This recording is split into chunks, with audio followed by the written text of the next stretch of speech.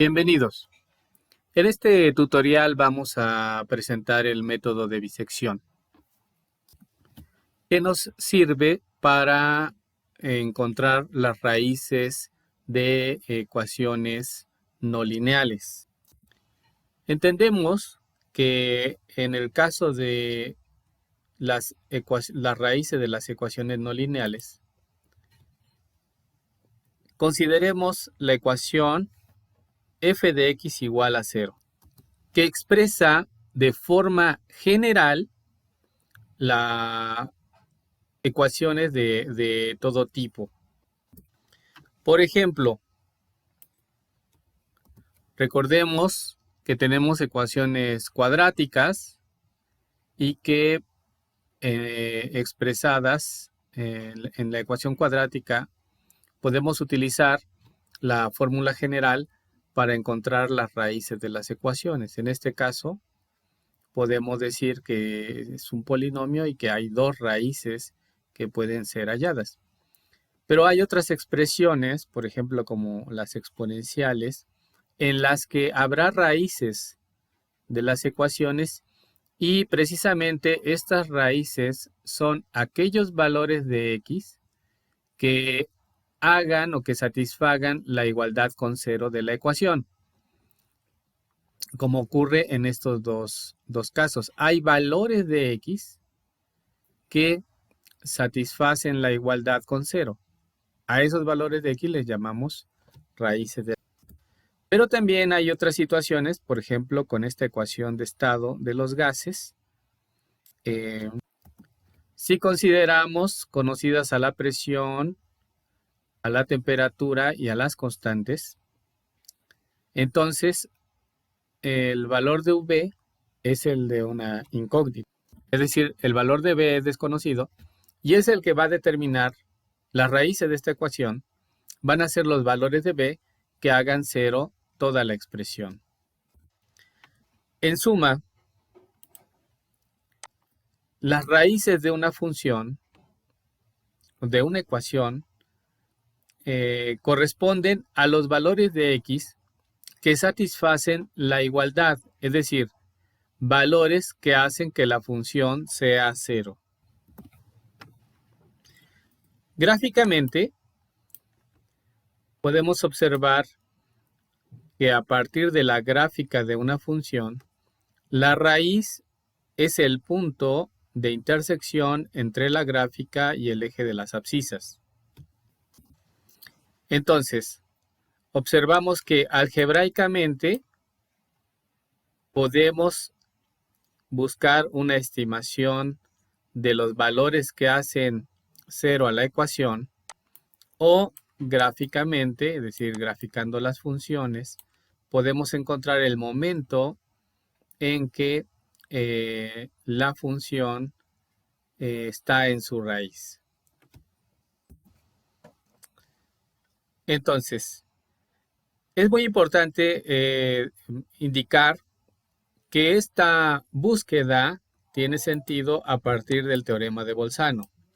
El teorema de Bolzano establece que sea f una función real continua en un intervalo cerrado a, b con f de a y f de b de signos contrarios, entonces existe al menos un punto c del intervalo abierto a, b con la función de c evaluada en 0.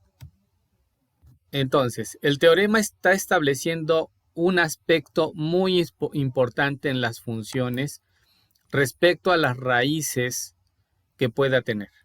Si al evaluar una función en A en uno de sus extremos y al evaluar la función en B en otro de sus extremos, se observa que los signos son contrarios, como en este caso podría ser la función evaluada en A es negativa y la función evaluada en B es positiva, eso significa que al menos hay un punto, al menos hay uno, en el que la función evaluada en ese punto es igual a 0. Con eso en mente, vamos a establecer en qué consiste el método de bisección. Primero, el método de bisección es considerado un método cerrado. Es decir, es un método que va a funcionar si se tiene el conocimiento de un intervalo en el que hay exclusivamente una raíz. Entonces, consideremos que en este segmento, que en este intervalo, efectivamente la gráfica de la función tiene solamente una raíz. Es decir, estamos seguros de que solamente hay una raíz en la gráfica de esta función. Si existen más de una raíz o no hay raíces, el método de bisección no va a funcionar.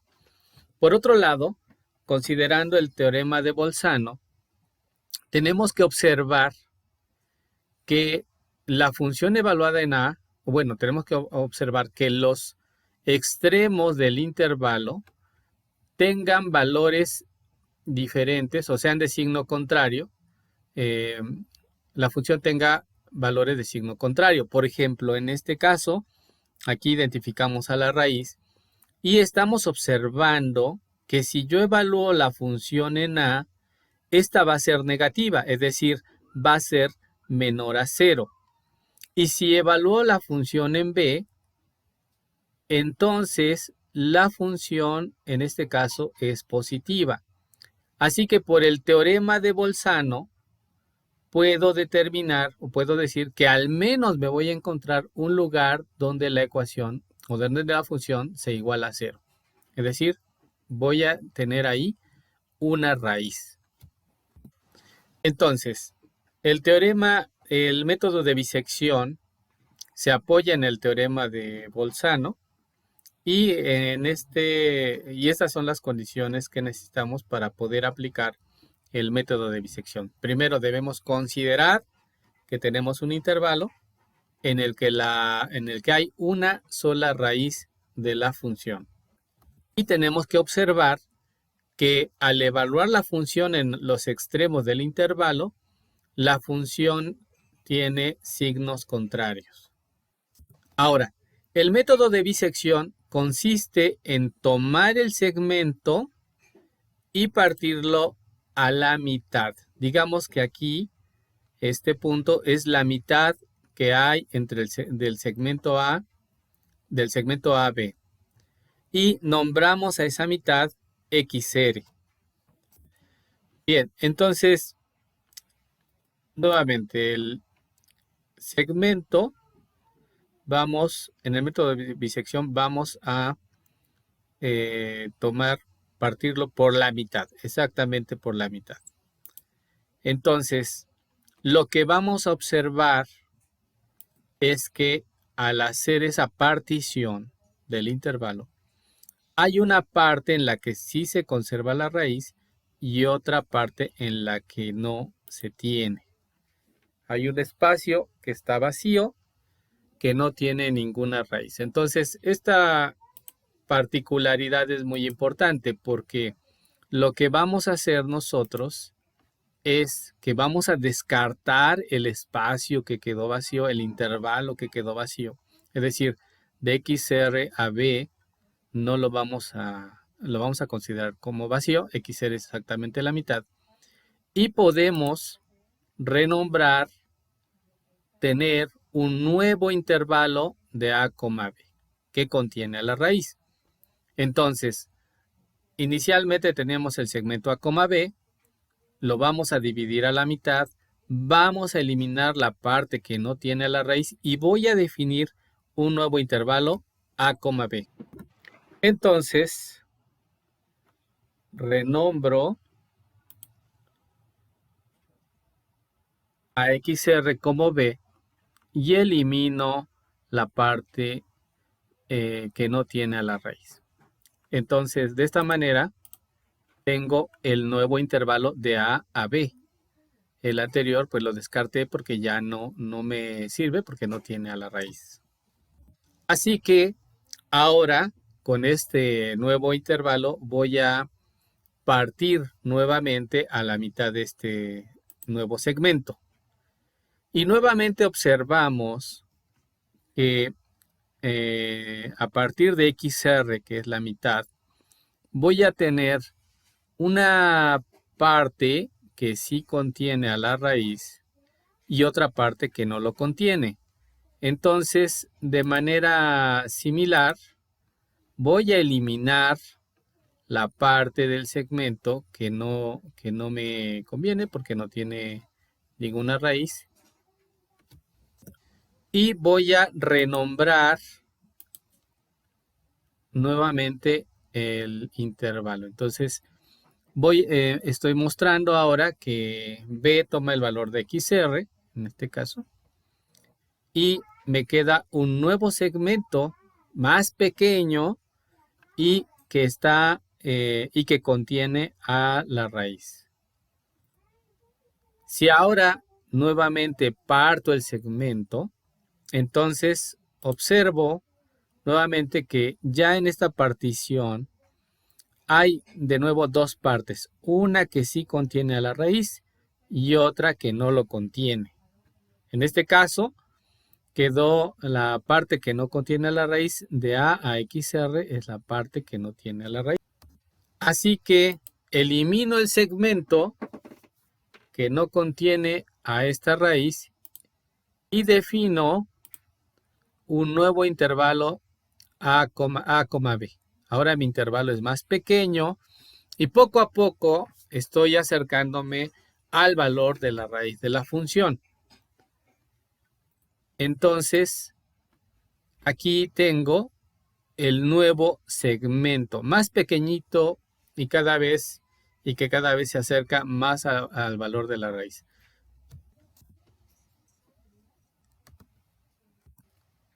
Consiste en ir cada vez acotando a partir de la partición de estos segmentos y la eliminación del segmento que no tiene a la raíz. A partir de ese acotamiento, esa división, voy a acercarme paulatinamente, sucesivamente, me voy a acercar al valor de la raíz. Y esto lo voy a hacer de manera sucesiva hasta el momento en que yo crea que sea suficiente o que se determine un criterio de paro para decir que uno se ha acercado al valor de la raíz. Entonces, podemos decir que los pasos del método de bisección son los siguientes. Primero, seleccionamos un intervalo que contenga la raíz. Paso 2. Divido el segmento a la mitad. Paso 3. Se identifica la parte que contiene a la raíz. Paso 4. Definimos el nuevo intervalo. Paso 5. Determinamos cuándo debemos parar o decir que ya es suficiente cercana la estimación del valor de la raíz. Bien, entonces esto nos ayuda a determinar, a establecer estos pasos que definimos sobre el método de bisección. Nos ayudan a establecer el algoritmo del método de bisección.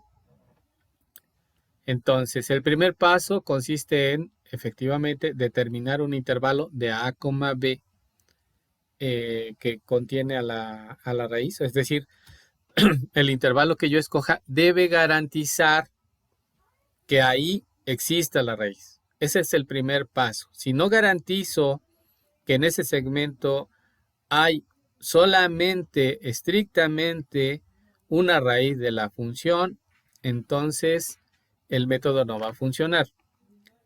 El segundo paso es establecer partir el segmento a la mitad, que en este caso el valor de XR, que estoy tomando como la mitad del segmento, va a ser igual a más B entre 2.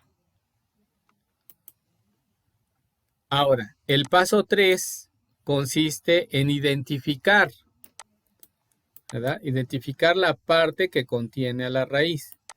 Bien, dentro del algoritmo, esto lo vamos a hacer de la siguiente manera.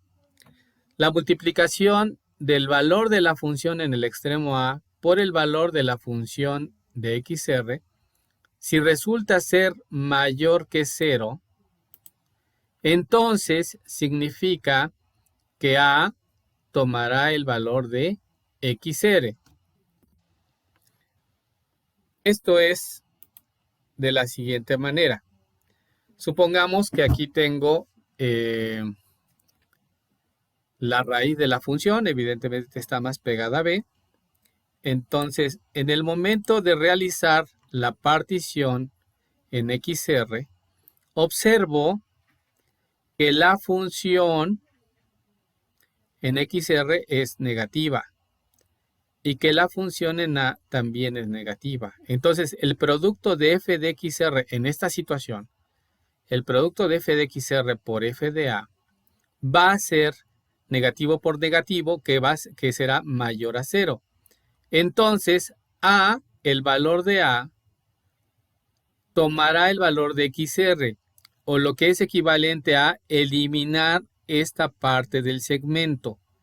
Y aquí lo que veremos es que A, al tomar el valor de XR, me va a definir el nuevo segmento en el que sí se contiene a la raíz. Entonces, si el producto de FA por f de XR es mayor que 0, entonces A toma el valor de XR que está diciéndonos que elimina la parte donde no se contiene a la raíz. Así que nuestro nuevo intervalo A, B será el que tenemos marcado en este caso. Si ahora, en cambio, el producto de FA por f de XR es menor que 0, entonces será B igual a XR. Observemos geométricamente o en la gráfica, esta situación significaría que al momento de hacer la partición, el valor de la función evaluada en XR, en este caso observamos es que es negativa, y el valor de la función en el extremo es positiva, y entonces el producto de un negativo por un positivo me da un negativo, que es menor que 0.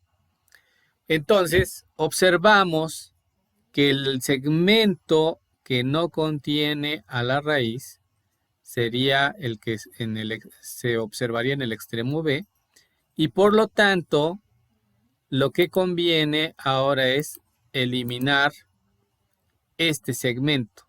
Este segmento quedaría eliminado y B tomaría el valor de XR, es decir, B se movería para el lugar donde está XR, y de esa manera tendría al segmento, conservaría un segmento que sí contiene a la raíz.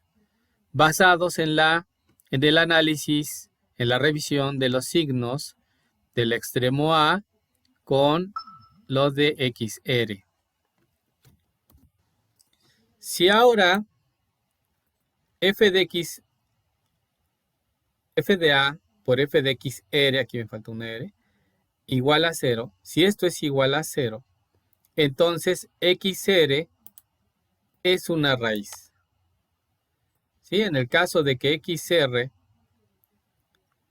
el producto de esto sea igual a 0, entonces es porque XR está en la raíz, y eso es porque la función efectivamente estaría igualada a 0. Bien, entonces, una vez hecho esto, aquí vamos a cambiar un poco el algoritmo y vamos a establecer un criterio de paro. Ya hablaremos de eso un poco más adelante, pero el criterio de paro me va a establecer o voy a establecer los requisitos que voy a imponer al problema para determinar hasta cuándo debe parar el programa. Entonces, una vez pasado el paso 3, que consistió en identificar en qué parte de la partición quedó la raíz y descartar la parte que no contiene la raíz. Una vez que hemos hecho eso, vamos a establecer un criterio con el cual terminemos el programa. El quinto paso sería que si he decidido no parar el programa, entonces tengo un nuevo intervalo A, B, como en los casos que vimos anteriormente. Y si tengo un nuevo intervalo, entonces tengo que regresar al paso 2, es decir, definir un nuevo XR y repetir la operación, los pasos 3, 4 y 5, hasta que se active el criterio de paro. Bueno, este es el método de bisección y visto de manera muy general. En el siguiente tutorial haremos un ejemplo a detalle para ver cómo se aplica el método de bisección a un problema sencillo. Bueno, pues muchas gracias por tu atención y nos vemos en el próximo tutorial.